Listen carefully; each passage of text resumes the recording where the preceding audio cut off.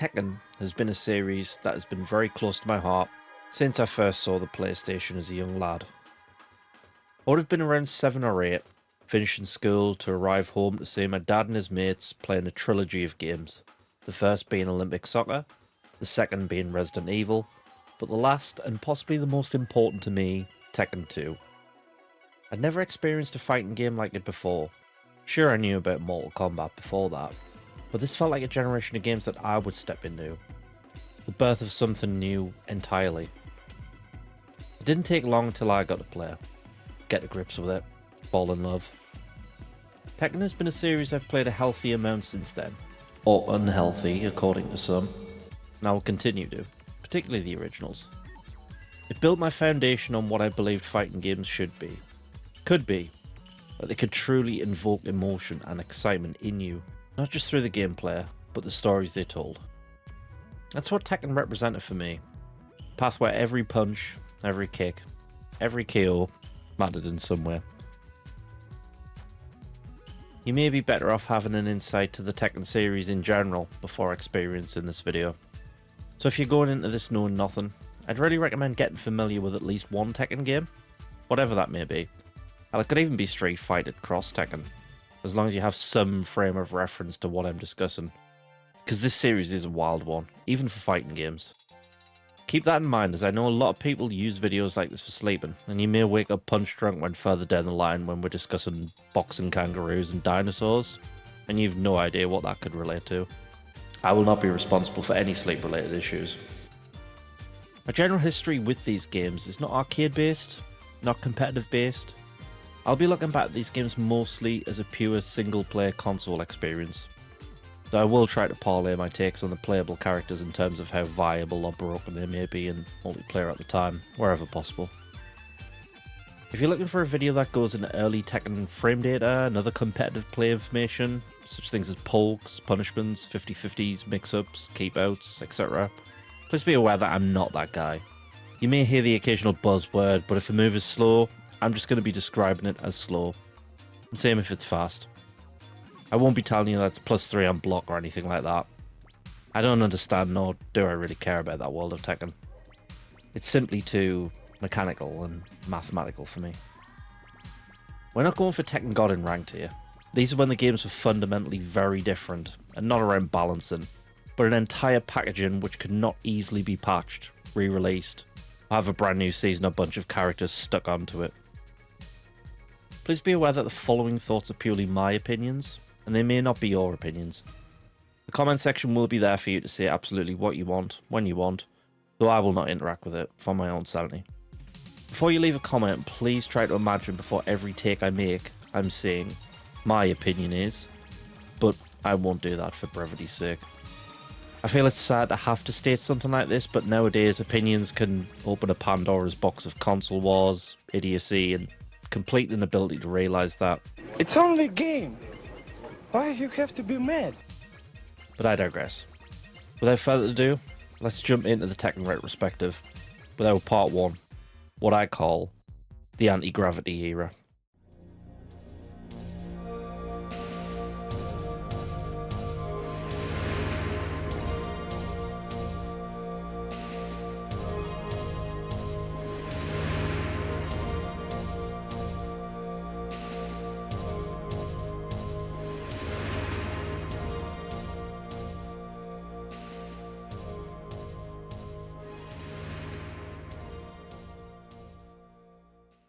Because I want these videos to focus more on the meat of the game rather than how it came to be, I'm going to keep this short and sweet, so skip to the end. Tekken first released in the arcades late 1994, and on console early 1995. It was one of the first memorable 3D fighting games available, following Virtua Fighter around a year later. Now, before we step into the game itself, we're hit with an older Namco title, Galaga. Gallagher, we're gonna start with the watermelon! Ah! It may seem like this is just a nice piece of history to start a brand new generation of gaming, but there is something worth unlocking here. Well, kinda. If you beat Galaga without missing any ships, all 8 stages of it, you'll unlock a costume swap for one of our characters, Kazuya. It's a neat little thing, but not really worth the difficulty, and thankfully this iteration and design will be far improved in Tekken 2. We're then treated to an incredibly primitive FMV intro, which sets up our game and our characters.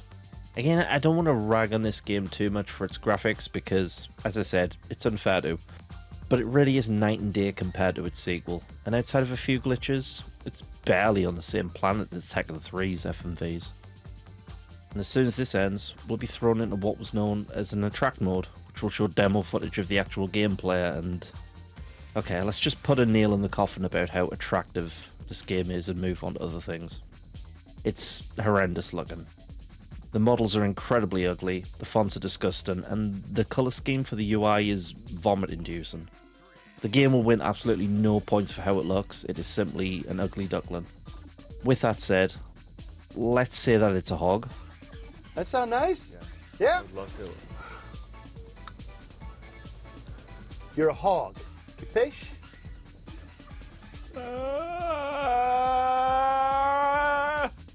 And move on to its redeeming features.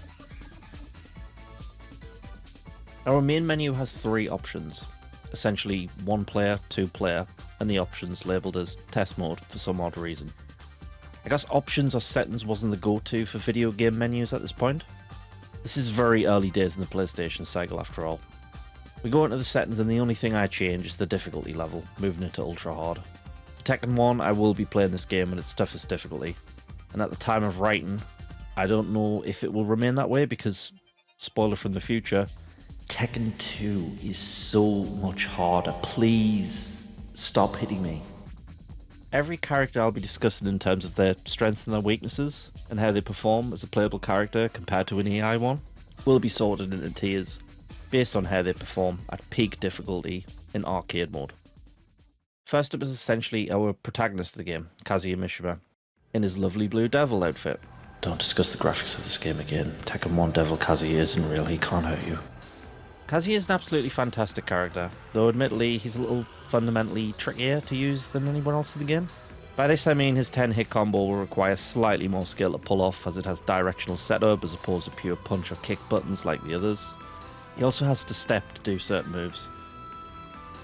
This would be a good time to mention that all of our fighters in this game have a very small move list. In modern Tekkens, you're looking at 100, sometimes over 200 moves for each character in the game. And then you're looking at a roster of around 50 fighters when the DLC cycle comes to an end. In Tekken 1, everybody has around 10 to 15 moves that aren't generic punches, kicks, or their specialised throws. In terms of what Kazuya has at the beginning of the series, he has a few things you'll recognise as iconic, and some of those are missing, like his lightning screw uppercut. He's got his dragon and rising uppercuts, or also known as thunder and wind god fists, which are fantastic punishment tools. From these, you'll then find yourself wanting to go into his spinning demon hell sweeps, which does satisfying damage should you be able to execute it.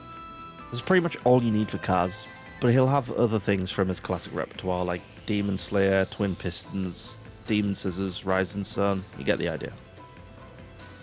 So how are we doing damage in Tekken 1 on the hardest difficulty? What's the general plan here? Well, in these early Tekken games, most often counted in 1 to 3, if you're on the offense in these games on the hardest difficulty, sometimes even normal difficulty, you're absolutely doing it wrong. I've seen absolute masters of Tekken go back and play these games and get absolutely bodied for over 20 to 30 minutes because they refuse to learn that the AI in these games is a cheating bastard. Doesn't matter if you're on console, arcade, version A, version B, you'll be chewed up and spit out if you dare to try and hit the enemy in these games with no provocation, 9 times out of 10. Sure, there's differences between the versions, like how often opponents will throw 10-hit combos or grab moves, particularly Kazuya and Devil at the end of Tekken 2, but fundamentally you need to learn the lesson in this very game. The key to winning is the counter, the punish. You're looking at your enemy to throw out something that gives you enough time to hit them without being safe. Another thing worth mentioning in Tekken 1 is that 10-hit string combos, for the most part, do actually work. There'll be other characters we'll discuss more in this regard than Kazuya, as he really doesn't need it, but in Tekken 1, you're much more likely to get this off and to do damage than you are from Tekken 2 onward. In those games, strings are near pointless, as an enemy with sufficient AI is going to read the input and interrupt it almost every time. This is why Kazuya goes in the top tier of this game, perhaps as a complete standalone. His uppercuts into Hell Sweep are an effective damage dealer and quick enough to counter-punish an opponent in a reasonable amount of time.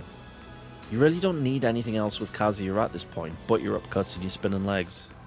And this is before Kazuya in Tekken 2, where he gets even better. He's already a top tier character, and really his build will be streets ahead of the game for at least 3 iterations. Tekken 1 features surprisingly fast and enjoyable gameplay, not just for its time, but even in comparison to the follow-up title, which we'll cover when we get there. Because of its simple nature and because health pools were not large enough back then, battles will sometimes end in mere seconds, and continues and game overs become almost Hotline Miami-esque in speed or frustration. In other words, outside of the frustration of not being able to beat a certain character, it's not remotely aggravating time-wise. It's fun, it's fast, even to this day it's well made. Well, maybe everything but the anti-gravity. I don't know what they were thinking there. For every character that's been played we discuss, I'll also be discussing their sub-boss as a competitor, in this case being Lee. Now Lee at this point does not have his own voice and is pretty much a palette swap of martial law with Kazuya's voice. You'll find that with most of the sub-bosses of this game, they're often virtually identical to one of the main characters with a few other things sprinkled in. To fight Lee's not particularly problematic, though he does have his infinite kick loop he can pull out sometimes, which can cause issues unless you jump over him. Outside of that, I'd say he's fairly high attack based and not really much of a threat otherwise. So we'll discuss how battles tend to operate on this difficulty from what I've seen, and we'll discuss our final boss, both how he operates as an opponent and as a playable character, a little bit later.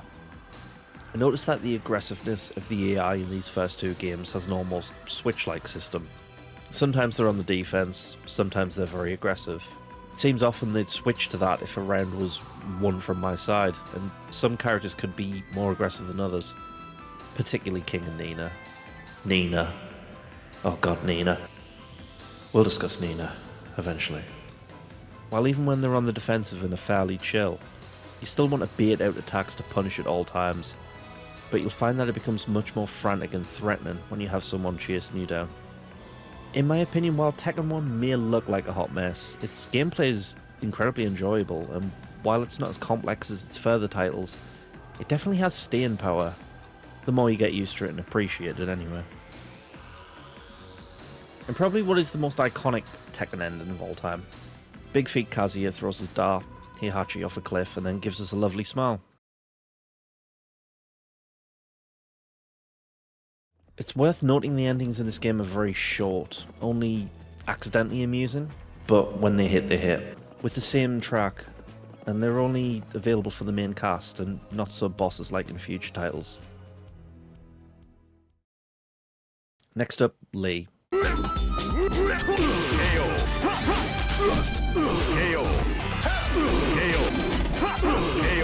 Yeah, we'll do Lee later.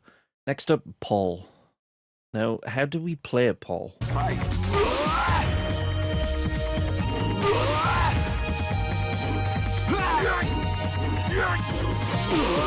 That's it, that's Paul, the game. Sometimes it's surprising to me that Paul isn't at the top of every tier list standing alone because of how good this move is, particularly in early iterations of this game. See, even back then, this move was god tier and had amazing speed, and is one of the best cheese punishers you could ask for. But because the health bar of our opponents is much smaller in these games, and landing this as a counter, it becomes possibly the best move in the game. I'm hesitant to rate it higher than Kazuya's uppercuts only because it's a little less reliable, but its damage more than makes up for it. This will slightly change during game iterations, but I find the first Tekken's Phoenix Smasher to probably be the best. It feels a little easier to pull off than in the future. This thing carries us all the way. This is all I need with Paul.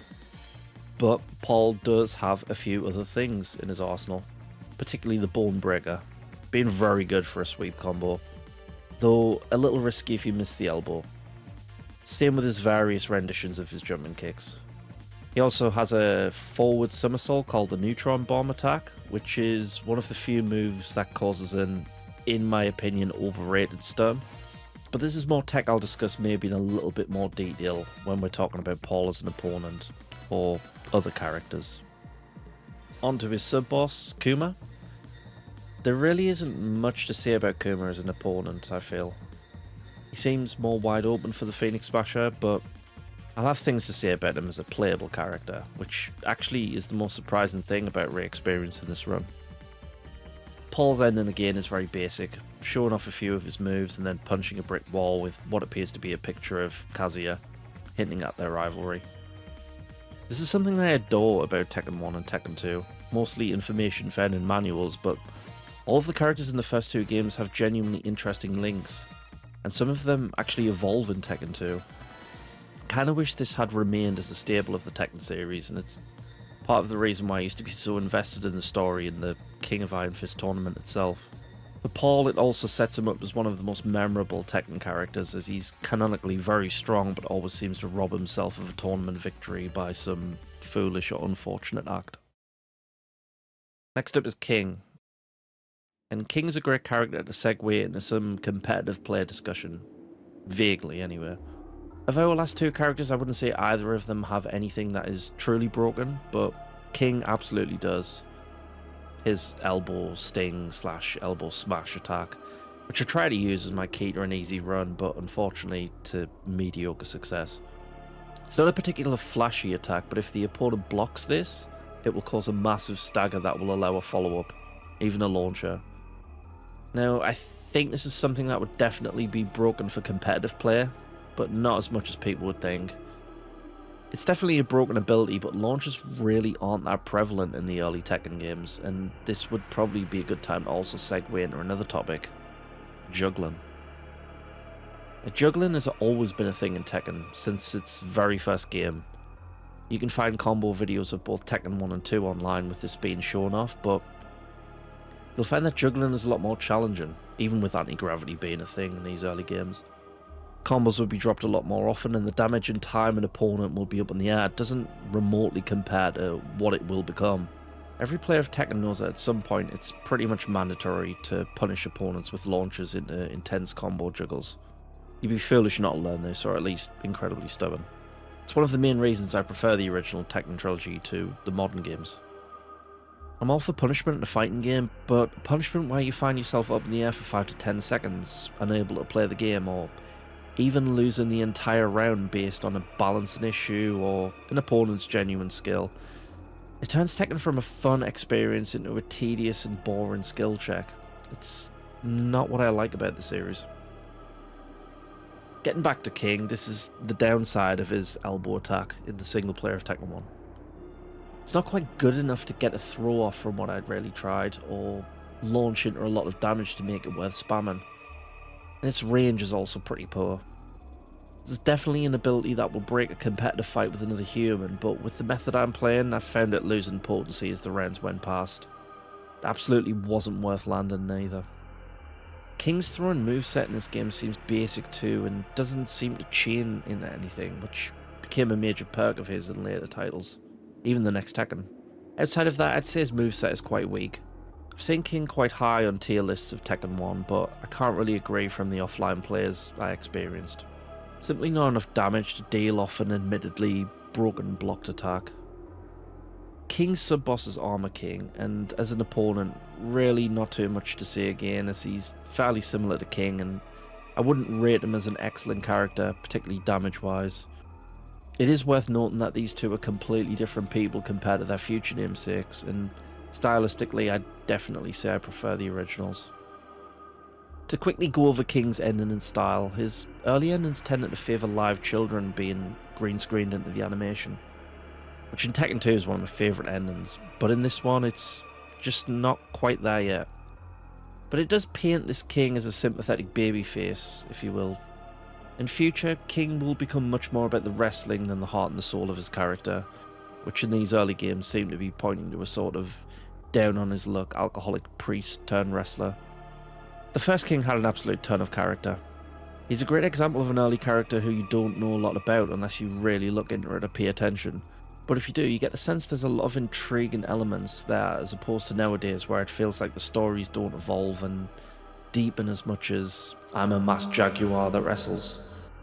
I'd say the last time King was interesting was due to Craig Marduk, and that's going back to Tekken 4. But that's our future currently, so let's go back to his mentor for now, Armor King. Now if you ask me where I fall on the King versus Armor King debate, well, let's just jump into it for Tekken 1, as the next character I played was Armor King. He does happen to have the elbow sting / smash that King does, but he has something which makes me push original King to the side in this argument. He has a decent uppercut. That alone makes me rate him higher. In Tekken 1, the uppercut is king. Armor King. Harvey dead. Right. Can we trust him? We're past that. I feel like I'm not going into a tremendous amount of detail about the differences between the movesets of palette swap characters and comparing move lists to later games, but the reason for that is because this game doesn't have a practice mode like Tekken 2. You either experiment or you look at move lists online. For this retrospective, I wanted to try experimenting rather than hidden training, so I could figure out things more organically and have an experience closer tied to what you would have if you were playing the game back then. I'm also only really discussing the moves that worked for me because, to be fair, a lot of the characters will have more moves that are more viable competitively, and that may make the tier list section quite surprising for some, but I feel like a modern Tekken game is hardly about the offline component, if at all. Is purely something stuck onto a competitive online fighting game. But back then the tables were completely turned unless you were able to travel to other arcades or you had a larger family than I did. Or friends that liked Tekken. Discussing how to fight King is a little different than how I described Armor King, despite them being very similar, purely because going through arcade mode so many times, I found myself fighting King a lot, and you really see what the AI will throw out that may give you some ideas how to fight yourself. King will use a lot of staggered based moves and probably adds the most pressure in a battle next to Nina. Nina. Oh god, Nina. What is wrong with that woman? He also likes his lows, and if he gets that off on a counter, you're taking 5 shots to the leg. He'll also throw out a Hurricane Rana thing, which you won't find much success with playing, but when coming up against him, he'll catch you fairly significantly if you're not prepared. King's much more a character where you'll find it worthy to crouch, more so compared to others. He also loves to twist and dive back into the action when he's downed. I wouldn't say King is the absolute worst AI to fight, but he's mid to top tier in that regard. Now we're going to discuss playing as Nina, but not fighting her, which is a whole different thing. I was actually quite looking forward to playing Nina because so far I'd had the most issue with her going through arcade mode. And she did seem to have some interesting tech, particularly a forward roll demon scissors kind of move that stun locks your enemy, guarantees at least a kick follow-up. She also has quite a quick 10-hit combo and a forward thrust hand thing she does. Yeah, at this point I've given up entirely on looking online for the move names, sue me. But I found Nina had one problem when finally playing her. She's not actually very good. Reason being, she's almost a keep out or pressure fighter when you're against her, and those qualities do not work when you're on the hardest difficulty of Tekken 1. This isn't about aggression or chase down, it's about countering, and Nina has vaguely decent ability in this, but not damage wise. You need distance for her to do a flip, and the thrust hand attack is not reliable enough. And a 10-hit combo, while fast, is one of the few 10 hits that you won't find a ton of success on because it's too slow with the kicks. So you'll find, despite the fact that the AI is less likely to deal with 10-hit combos in Tekken 1 compared to 2, this is one that's not effective enough to risk. Generally, Nina just doesn't have a lot of useful tech whatsoever when you really look at it. I struggled greatly at getting through her arcade mode. Her sub-boss is Anna, her sister. It suddenly comes to me that I'm unsure if they're twins exactly, as there's a fair bit of difference between Anna and Nina in terms of their appearance. Even in Tekken 1 their builds are completely different. However, in terms of their fighting styles, they are fairly similar, kind of. Again, Anna will be another headache of a run to go through. We'll say Anna doesn't feel nearly as aggressive as Nina does, however, so I couldn't really note any of her threats like I will vice versa when I come to that. Nina's ending again is another ending with some great comic relief, which again may be somewhat accidental, as it's more due to a hilarious over-the-top slapping sound effect than anything else. Nina and Anna's characters aren't completely established in a satisfying manner yet, and I do believe Nina and Anna have some great endings in Tekken, but it's often 50-50 between great or comic relief and sex appeal. This one falls in the latter category, as a trench-foot-ridden looking Anna complains to Nina about missing one of her shoes, in which Nina retorts by and then turns to apparently nobody to gloat that she had her shoe all along. Now this is, I believe, the only Tekken game which features a Nina ending and not an Anna one, meaning we don't see Anna's side of things. It is interesting to note that often Anna seems to be maybe a more slutty but happy-go-lucky version of Nina that always ends up on the wrong side of a slap or some sort of embarrassing situation. I feel it's not discussed enough how Nina is the main character out of the two of them. I mean, she's been in every starting roster of every iteration of Tekken, I believe. Despite being uncertain her popularity really warrants that, and Anna's even missed a few base games, often being a DLC piece in the new ones. But it's worth mentioning that Nina is actually kind of a dick, even back then. She's a jealous, manipulative, aggressive bitch, and she's not often played for laughs like her sister. And that's just kind of fascinating to me. Nina may not get enough credit for being a unique and interesting female character in a fighting game, despite a lot of her endings having sex appeal. I mean, she's in a bikini in the original Tekken 2 disc that I had. I wouldn't say she's constantly played for that reason. It's more so her interactions with Anna that fuel it. But as a character herself, I feel that Nina is somewhat underrated in the pantheon of female fighting protagonists. She's fairly unique to me, and she's one of the most interesting things in the first few Tekken titles. And we haven't even begun to discuss Nina properly in this game yet. God, Nina, why do you do what you do? Next, we're playing Anna.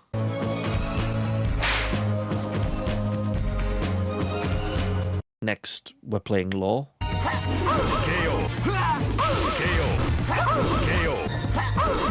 You know what, let's talk about something completely different before we continue on with the fighters. The music. You know, I think Tekken 2 has the best soundtrack in the Tekken series. I certainly think Tekken 3 has some really high highs, and even Tekken Tag has some ethereal bangers. But I don't think it has the overall complete package that Tekken 2 does. However, the interesting thing about this is a lot of the music actually comes from Tekken 1. And Tekken 1 characters don't have their own set stages yet. They have areas, like Fiji, King George Island, Chicago. But a lot of these themes will be more recognisable as specific fighter themes, particularly sub-boss themes. But it has to be said, even if the overall presentation and graphical capability of Tekken 1 is lacking, there's things in this package that they were already getting right. Outside of the actual brain-dead but good fun gameplay, the music of Tekken 1 really helps tie the package together, Chicago being my favourite track, which oddly sounds like a rip-off of a Prince song released around the same time, off the album Come, titled Loose.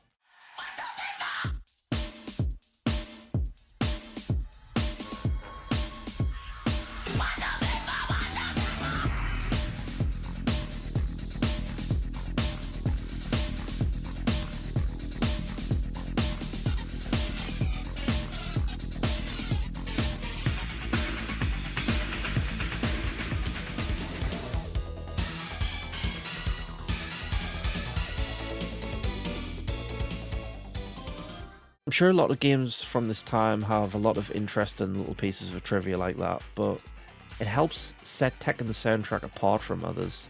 And admittedly, I've always thought the soundtracks were unique and enjoyable anyway. But I think if they hadn't nailed this, it's possible Tekken may not have even got off the ground or became anything remarkable. You need Tekken to bridge that gap to Tekken 2 to finally bridge it to Tekken 3, where it becomes a household name of a franchise series.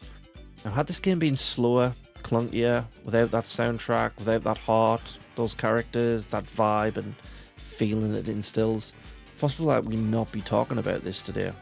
I mean, who knows what the future of fighting games will truly be. Now, as we continue down the list of fighters, you'll find that most of the upcoming ones will be rated as low tier. Not all of them, but I definitely feel Law falls in that category. There's a good bunch of fighters that don't have enough to make them viable in Tekken 1.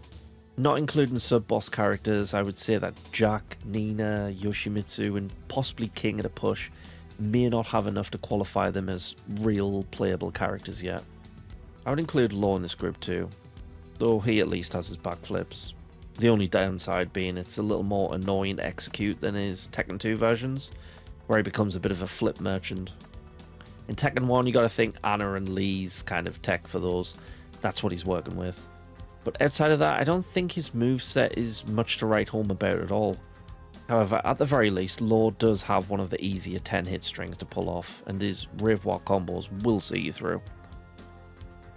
Law's a strange character to me, because as a kid I'd always use him and cheese him to beat Tekken 2. He's probably my main because I'd literally just spam his double backflip. As I grew older though, I moved away from Law to Lee, and then entirely into different areas with the likes of June and in Tekken 7. I never found myself returning to Law, always finding him somewhat basic and bland stylistically. I would say outside of some easier prompts, he doesn't really grow as much as the others do in the next iteration either, but we'll get to that in due time. While I mentioned that there was two main ways to work your way through arcade mode, there is a third. Next to the counter punisher style and the 10 hit string combos, Tekken 1 and in some versions too suffers from an AI oversight which often will reward you in easy victories. Knocking down your enemy will allow you to run up to them and launch your feet at them to knock them down again, and from there you can often low kick them and repeat the process. Now this isn't always guaranteed and sometimes you don't have time to pull it off correctly, but this is our get out of jail free card with weak fighters. This is what helped me with Law for sure. Law's sub-boss is one of the most intriguing characters in the old Tekkens for me, Wang Jinrei. Wang doesn't have a lot here, which is no surprise, and he's much less counter and throw orientated like he is in Tekken 2. In this one he's effectively Michelle Light, but both of them generally seem to pick their attacks quite well and can be a tough battle. Overall, not a hugely threatening character to face in this game, but not the easiest either. Law's ending is a reminder of how abysmal he's handled graphically in the first game, even compared to some of his wonky counterparts. I'm trying not to mention Tekken 2 as much as I can, though it does seem a bit of a fruitless endeavour as this game, even with what I consider a simplified yet faster and frantic battle engine, it still pales in comparison in every other way, and you realise it's nothing but a prototype for a masterpiece, and not a masterpiece itself. But as far as start and entries go, this definitely has things to say, even if it was totally eclipsed. I can't wait to talk about the improvements, particularly for cutscenes like this. Night and day, as I said before. Law slides nicely into Lee style-wise, and Lee doesn't have a lot to separate himself outside of the Kazuya voice and the infinite kick combination, which for some reason I couldn't get working, but I do recall the enemy AI pulling that off. But Lee has a trick up his sleeve that takes him from mostly useless to the quickest clearer of arcade mode, should you embrace the cheese. Allow me to demonstrate.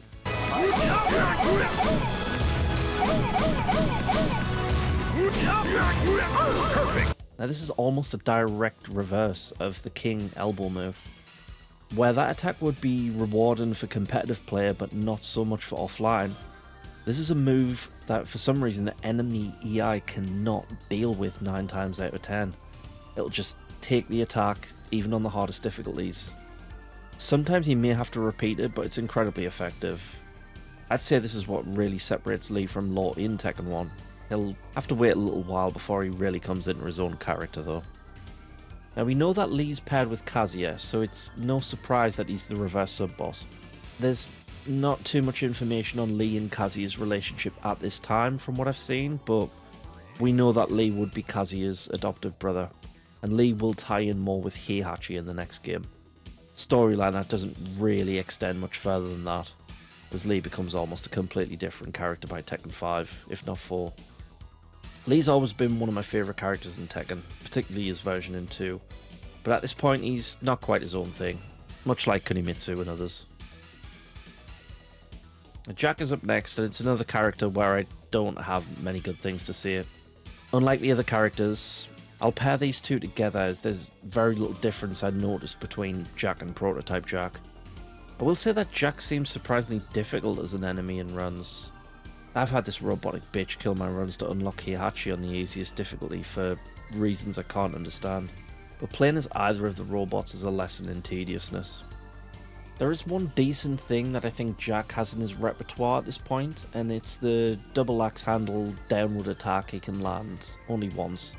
This will be improved in future games, and there is a way to do the double axe handle twice while rising, but Jack is simply so slow and it doesn't feel like he has anything to offset this. Not better health, not extra damage, he's just too slow.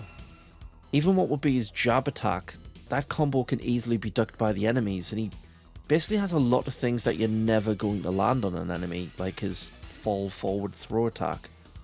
I mean, good luck landing that on ultra hard, it's just not happening. I'd really go as far to say that Jack may be one of the worst characters in this game. And his design looks so strange in this game, such a massive upper body and head but tiny legs. Prototype Jack really isn't any better neither. His design will go on to be one of my favourites, but in Tekken 1 he's an absolute mess of scrap heap. It's a truly abysmal design, and don't expect much from the ending either, outside of the reveal that there are many more Jacks, which to be fair will go on to be important for his general appearance in the game. Maybe if Jack had been a bit more clever as a character, sort of like Brian Fury in Tekken 3 where it was revealed he was a robot, it would be somewhat interesting. It isn't, however, as it's clear from the get-go and his sound engine alone that this guy's a Tin Man, and in the first game, without any redeeming qualities whatsoever, not even the fun of flying. And we'll be doing the same thing with Yoshimitsu and Kunimitsu, as there isn't much difference between either of them here. Kunimitsu doesn't even have her own voice, so you'd easily be mistaken for thinking they're both male or from the same clan entirely. It's possibly the worst sub-boss in this game, and that's saying something when P-Jack exists. As an enemy to fight, Yoshi and Kuni are pathetically easy to beat because most of the time they won't throw anything but high kicks, which always gives you a window to throw them, making the fights very easy. Neither character has any interest in tech either, most of it's slow or useless. You'll sometimes be able to counter with a twist and double forward, roll, somersault attack, but otherwise, these are characters you're going to want to poke or punish with very slowly. If there's anything good I could say about Yoshi at this point, his voice is his iconic original, and his ending is hilarious, if only for martial law and a tiny adult-sized version of his son, Forest Law. Other than that, Yoshimitsu doesn't have anything worthwhile in this game to play yet. Barely will in Tekken 2 either, but he'll at least be able to bait with his high kicks a little better. Now time for a huge plot twist. Yoshimitsu and Kunimitsu aren't actually rivals in this game.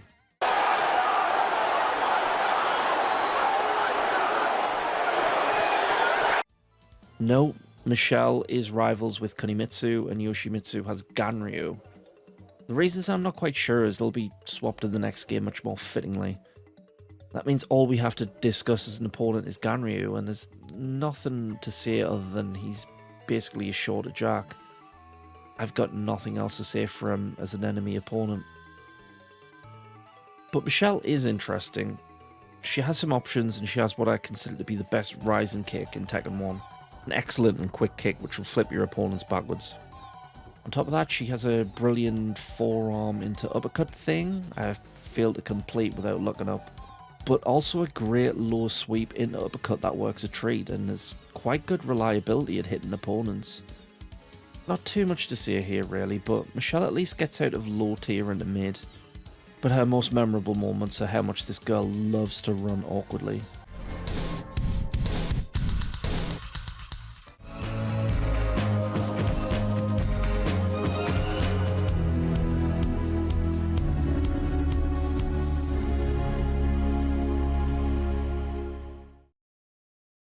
I feel this would be a good time to discuss our final boss and how to unlock him.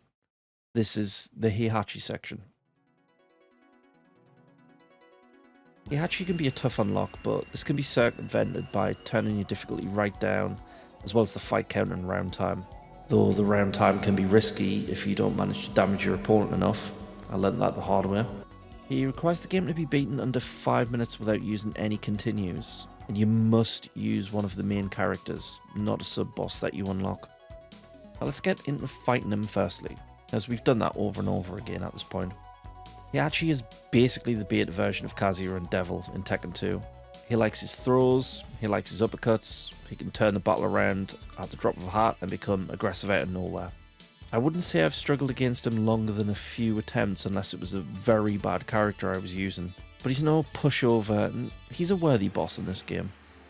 To play as, I think Heihachi is second only to Kazuya, but he has some really interesting tricks. Firstly, he has an excellent shadow step where if you're constantly moving backwards trying to bait your opponent, he'll move out the way. Admittedly, a little far, but you can always follow that up with a Phoenix Smasher-like attack that Paul does. A lot of his tech he doesn't actually use as AI, mostly his foot-based attacks, but I'd say out of everybody in Tekken 1, Heihachi has most of what he has in Tekken 2, and in my opinion it's actually better. His shadow step's not really useful or viable in Tekken 2, and he feels very slow and unintuitive. His uppercuts and Phoenix Smasher alone simply don't come out as well as they do in this game. And on top of all that, he has his spinning demon attacks and demon hop in this game. He may be the only character I believe is worth learning directly from his Tekken 1 build first, even over Kazuya. And I truly think he is superior to his Tekken 2 form, probably due to the fact that he works as the final boss in this game and he's not just another character. He actually has no ending, but he will fight all of the sub-bosses in his arcade run, at the end, facing Devil Kazuya, which is totally fitting. It's finally time to unfortunately talk about the god-awfulness that is Anna Williams in this game. Perhaps there's some things that people can salvage from her appearance in this game that I can't, but I don't think it gets worse than Anna. The Williams sisters will go through some interesting changes and get some excellent abilities in Tekken 2 and 3, but as bad as Nina is to play in Tekken 1 despite how she is to fight against, Anna just feels even worse to play. She does at least have a backflip that you can sort of run away and cheese to do damage and hope to run the clock out, but outside of that she doesn't have anything you can rely on except a few nicely timed quick-paced jabs and straights, which really don't do enough damage. And you wouldn't want to follow that up with a 10-hit combo version, as she's likely to get hit in harder difficulties. An interesting looking character, but in my opinion... And I've got to say, in all honesty, it's the biggest piece of dog shit. But the real reason we're talking about Anna is because the most difficult fight I experienced in this game was using Anna to face Nina. Even P-Jack and Yoshimitsu's runs weren't as painful for me. Took around 16 minutes in real time for me to get past Nina because her aggression in this game is absolutely insane. I don't quite understand what it is about Nina, but as an enemy EI, she's absolutely relentless, and she feels even worse if you win a round against her. She simply will not stop coming at you. Because she has that roll forward attack that is guaranteed damage on standing, she can poke and pressure you into a defeat. Not to mention Anna and Nina are the only characters that I know of in Tekken 1 that have chain throws, but admittedly they do seem to do a lot less damage than in future installments. Basically, if we were doing a tier list of who's the worst enemy to fight in this game, Nina would be number 1 with a bullet. She's simply that bad. If you had counter and parry throws like we'll obtain in Tekken 2, she wouldn't nearly be half as bad, and her moveset is a lot more varied in Tekken 2 anyway, but in this case, she's an absolute hellion. In terms of percentage-based time that each character took to beat, Anna was 14%. Jack was next with 10%.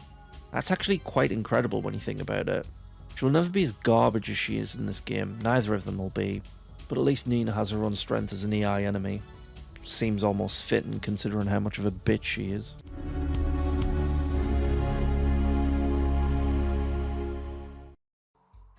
Next up is Ganryu, and I'm just going to jump straight into the law fight for this one. This was a mistake. Ganryu's sub-boss is Yoshimitsu, not Law. It was a long recording process and I fudged the script. He should have been in Wang's section because we already covered Yoshimitsu and Kunimitsu. 1,000 apologies, let's move on. Law, like he seems to be in every way possible, is mid, as an EI, as a player, his growth, everything. He can run you over quite fast if you're not punishing him correctly, which is part of the problem with Ganryu. Now, Ganryu has some of his sumo stuff in this game, but in my estimation it was never all that useful against enemy AI. He can simply be considered as a smaller Jack in this game, as mentioned previously. I found him actually worse to play for some reason. The bright spot in the end being the same thing with the other two Jacks, a double axe handle to beat down opponents into submission while they roll backwards. Perhaps Ganryu will get more fanfare in Tekken 2, but he's another example of an incomplete character. Another one without his classic voice. I mean, who can forget?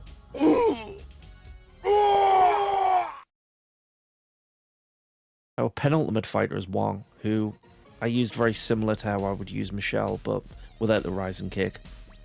Not because he doesn't have it, I just totally forgot to use it. He does have some of her useful tech, but I'd say Wong's best asset is his throw, which I believe is known as Waning Moon. This will show up in Tekken 3 as Infamous, but even back then this is a great throw that will allow a follow-up. It does seem like throws in Tekken 1 are easier to deliver. By Tekken 2 it feels like attempting them is utterly pointless against AI, as they will always duck it past a certain difficulty or stage. Now this throw could definitely carry you.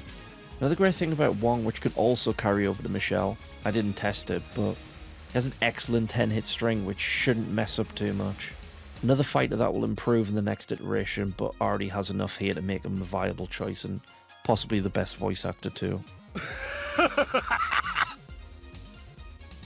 And last but certainly not least is Kuma. We'll keep it very simple with Kuma. Most of the tech is absolute garbage, but remember that double axe handle we've used to cheese with Jack, Prototype Jack and Ganryu? Well, Kuma's version seems to have a far increased range because of his design, so, well, just take a look.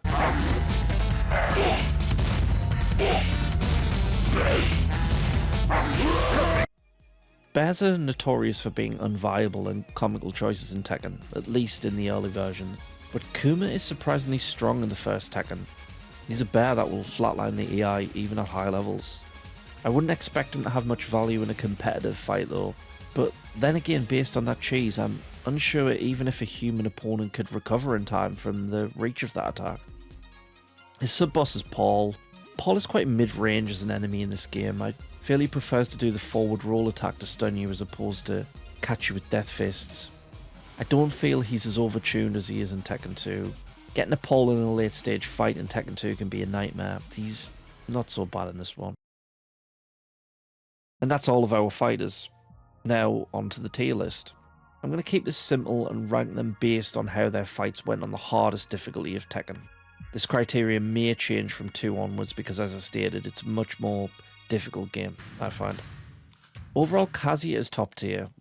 While there's characters that are hard to split that are just as good as Heihachi and Paul, I feel he stands alone with an overall reliable punisher to follow up. The uppercut into hell sweeps is a timeless combination and one we'll definitely revisit soon.